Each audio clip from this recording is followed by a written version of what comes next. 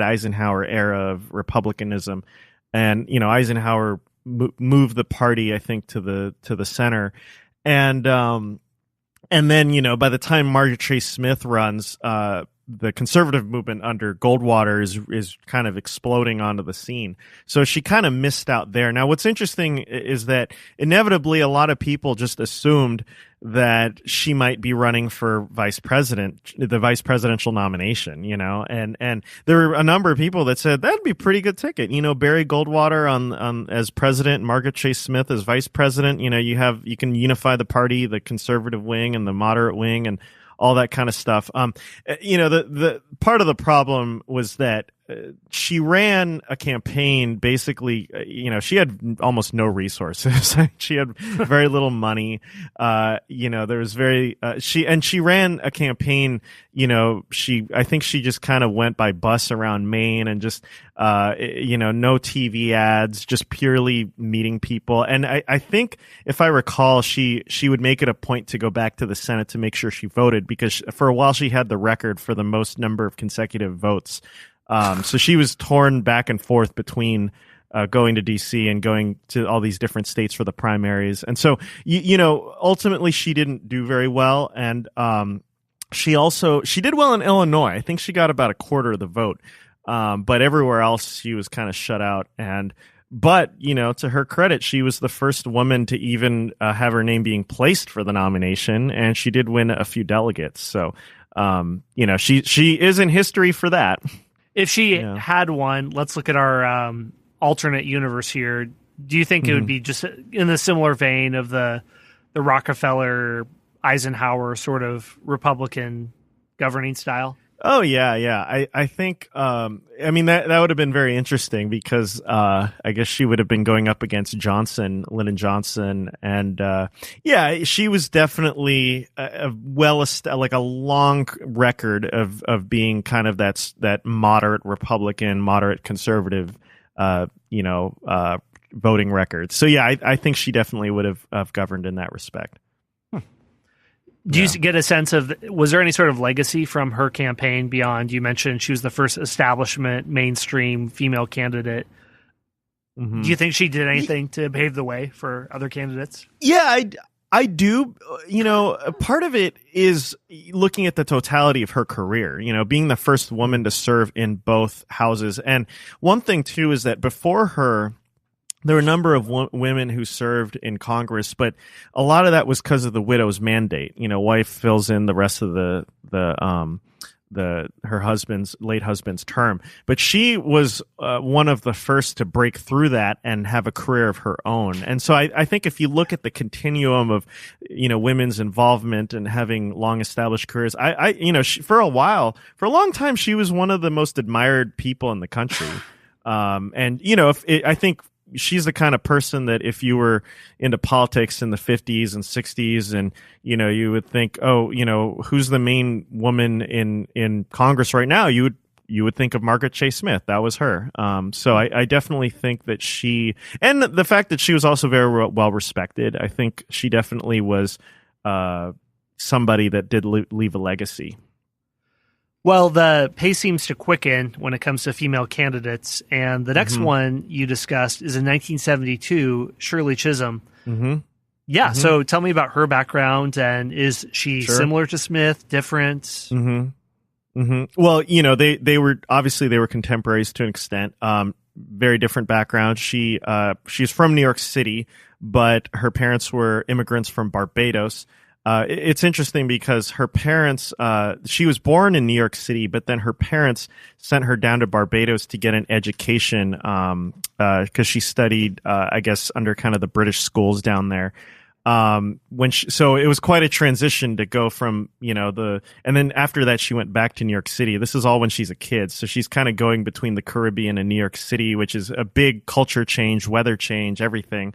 Experienced a lot of both racism and sexism once she got, to the United States. But she was one of those girls that just, she did great in school, and her teachers and her professors all saw that she was, very smart, and she was going to really make something of herself and be a leader. And along the way, she got involved in politics and local Democratic politics. And one thing, she would see all the machine politics going on in New York City, and she would start challenging that, start challenging the old boys club and, advocate for minorities and the poor and everything like that. And she specifically became a leader in the education system. If you were in New York City around the 50s and 60s and you wanted to, who should I talk to about, education reform and all that, she was kind of the go-to person. And she parlayed that into a political career, was elected to the state assembly, and she ran for Congress in 1968. And she won, and she was the first African-American woman elected to Congress. So definitely a trailblazer in that respect. What's interesting, too, is that during that time, you had the modern feminist movement. You also had the civil rights movement, the overarching civil rights movement. And when she ran, there were actually a number of the African-American men that they're the most prominent of that community that were involved in politics. A lot of them opposed her because they wanted to run African-American men, not women. So there were all these divisions that were going on. At the same time, there were a lot of the big feminists who were really excited about her, but they would kind of want to support people that they felt were more electable. So when she ran, people like Betty Friedan and Gloria Steinem, they were so excited about her, but they wanted to endorse her, but they also liked Eugene McCarthy and George McGovern because strategically they had a better chance of winning and all that stuff. So she definitely, I think, was someone who was kind of in the middle of all the different movements and reforms. And her navigating that was a great challenge. One of the interesting things she said was that she always felt that it was harder being a woman than it was being African American. And sometimes she would be more scathing towards people of her own race, because she felt that, hey, I'm trying to work with everybody here and they don't want me to work with everybody, So it was definitely interesting. She definitely had to navigate through some very difficult politics during that time. How much traction did she get compared to Smith? Did she have any support at all? It seems Smith had almost none. Did Chisholm fare better that way? Well, so the answer is that it's pretty much kind of the same thing. They didn't get a ton of traction. She did get a number of delegates. In fact, until Hillary Clinton ran in 2008, the first time Hillary ran, she had the record for the most delegates that any woman had ever had from a major party. So she had a number of support, and 72 was kind of the start of when the Democratic Party had more open primaries, less super delegates, more delegates chosen by primaries. It was a bit more diverse. So, you had a record number of African Americans that were participating. And so it was a time where she had the opportunity to get more support.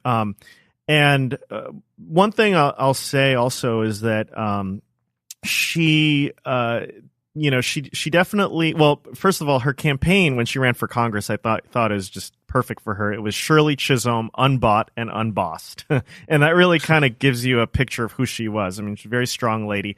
The other thing, too, is that when she was running, this is during the Nixon administration and the 60s and 70s when college campuses were a real hotbed. And she was a favorite. I mean, she would go and speak at the, in campuses, and she was very popular. College students loved her. So that was kind of her base of support. And I think, for her, it was a matter of speaking for those people and giving them a voice. So I think that was kind of the main idea behind her candidacy. Wow. So proto Bernie Sanders from 2016, or if we want to go old school 2004, Dennis Kucinich, the college campus favorite. Right. Well, she was, and she was definitely a vowed liberal in her, as far as the policies she supported. But one of the things I thought was really fascinating about her was actually her very unlikely relationship with George Wallace. George Wallace, the pro-segregationist governor, right? And it's interesting because when they asked Wallace, who was running that year, who he respected the most among the Democrats, he said, or among the liberal Democrats, he said he supported respected Shirley Chisholm the most because she said the same thing in the South that she would say up in New York City. Wow. And so he really respected her as far as her views. Here's an African American woman, and he's the kind of the face of segregationism, right? But he respected her, and that was the campaign where he was shot and paralyzed, and she actually visited him in the hospital, and when she visited him, he told her, he was like, hey, I know you're going to get a lot of heat for this, from your own people. And she basically said, I don't care. I don't care if I get heat from this. And he was moved to tears by that. To him, it was quite a gesture. And, she was quoted basically saying, look, he and I disagree, but if I'm not going to show courtesy to this man as a fellow human being, are we any better? And I think that, learning about her, you definitely, regardless of one's political views, you definitely come to respect someone who has that kind of mindset. And she was definitely very honest. She was not afraid to criticize anybody, whether it was one of her own, or anything like that. Well, I'm really fascinated by this test case of two female presidential candidates, very close in time, Margaret Chase Smith and Shirley Chisholm. There's an interesting political question here where you have two candidates that at this time in history, it's kind of hard not to say that being female is a handicap if you're running for president, because this is something the electorate is, for the most part, not used to. So you have a lot to overcome. But you have two very different approaches. One approach in the Smith case is be as mainstream and as acceptable and as boring as possible. I'm sure she didn't choose her policies based on that. She'd always had them, but this is a female candidate, something to overcome. So be as boring as possible in one sense, and Dwight Eisenhower in female form, versus the other, Shirley Chisholm, of this is already something that is something to overcome. So just run with that and fully embrace whatever constituency you would have that would be on the very progressive side. So do you think, seeing those two, did you think you got any insight of if somebody is going to break a barrier for whatever as a politician, did you get a sense of if there's an advantage one way versus the other, boring versus pizzazz, I guess? Yeah, that's a great question. And I think part of it is it goes to kind of the differences in both parties, the Democratic Party, the Republican Party. Shirley Chisholm was someone I think reading about her, she really fit right into what was going on at the time. Not afraid to challenge the status quo. I think with when it came to Margaret Chase Smith, I think she was somebody that really kind of carved a niche for herself when she was in the Senate. And, honestly, I do think that if circumstances were different for Margaret Chase Smith, I do think it's possible that she could have gone a lot farther. She was somebody that was talked about for a while as being at the least a vice presidential candidate. A Democrat president, John F. Kennedy, had enough respect for her to say it out loud in a press conference, to say, hey, don't underestimate her, So I do think that if circumstances were different, she may have been able to at the least have been a vice presidential candidate. There's another woman that I didn't cover, but Olvida Cupp Hobby, I forgot exactly what her background is, but I do know she was I think she was a cabinet member under Dwight Eisenhower. I think she was the second woman to be a cabinet member. The first was under Roosevelt. But he was Eisenhower appointed her as a cabinet member, and he actually told her he thinks she should run. Maybe in 1960. And I don't know. We don't know the reasons why, but apparently he felt that she was pretty qualified, and she had a pretty impressive career. So I think that if circumstances were different, I could see Margaret Chase Smith having a better shot than she had. Let's look at someone else. You mentioned, and I forget the term, when the widow's, when she fills out her husband's Widow's mandate. Widow's mandate. Thank you. Mandate.